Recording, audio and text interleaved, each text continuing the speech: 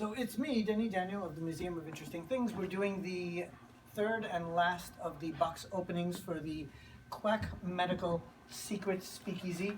I've got these packages here, and these guys, these people are going to open up, each one of them is going to open up one of these. Where are the scissors? Over there. Excellent. So here, pass this around and grab a scissor. And so I'll start with you, since you'll have the scissors first. So mix it up like that, and there you go. Are you confused?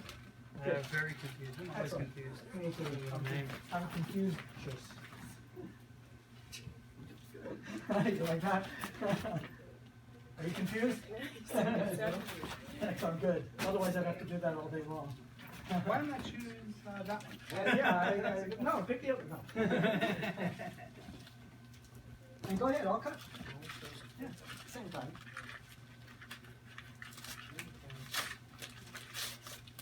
I always hear the Mission Impossible theme whenever you do it. I'm going to get sued for thought crime. Well, I destroyed what's inside the package with the scissors. Ah, I like one. You splice the film.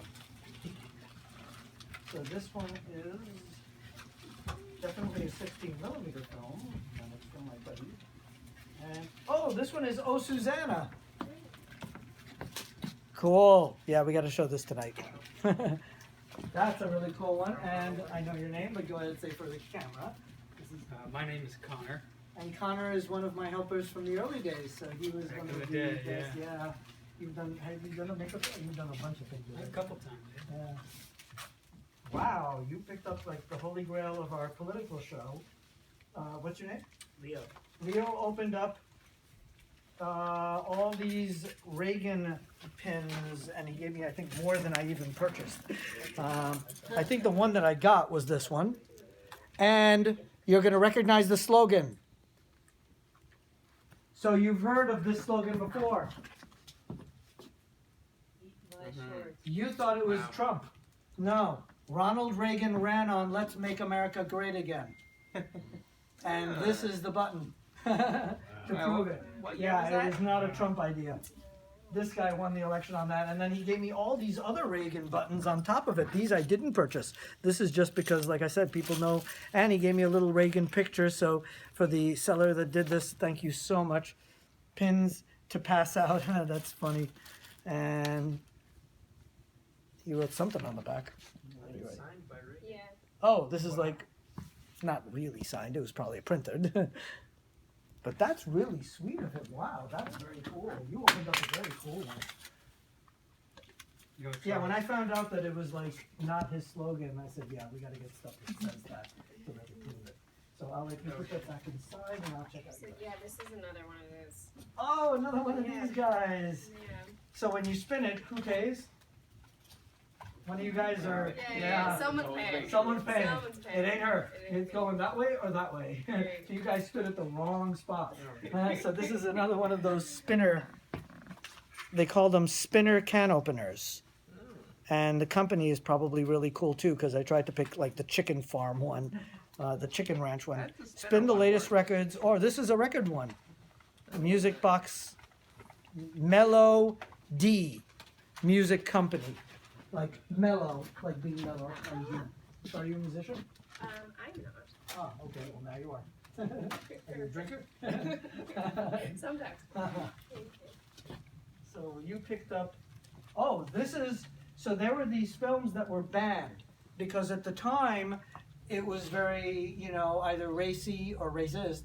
So there were a whole bunch of these films that are known to be banned. This is Coal Black.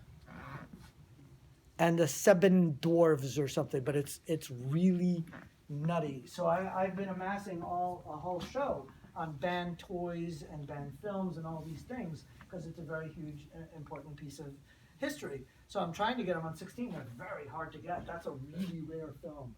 So this one I tried several times. Finally, I got one of these, and I got DVDs of all of them.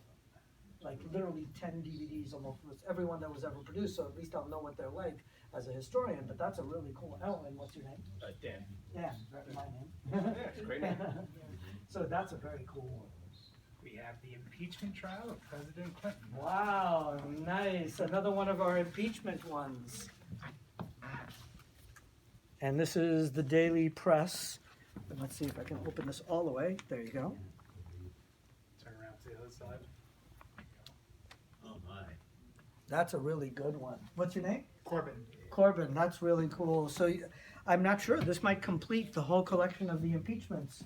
So there were, I believe, 4 altogether, but one wasn't technically an impeachment. So we had 1868 with the Johnson, where they basically passed a law in order for him to step on it. And it even, and it even said this is an impeachable offense. But why would you pass a law in a country with, no, don't worry, just put it on top.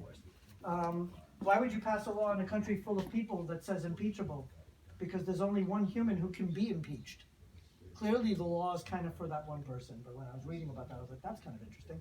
So that him, and then of course we have the Nixon, where he was never impeached, because as you noticed in the other paper, he resigned before he got a chance to take it that far, and then pardoned before there was anything afterwards either, even civil.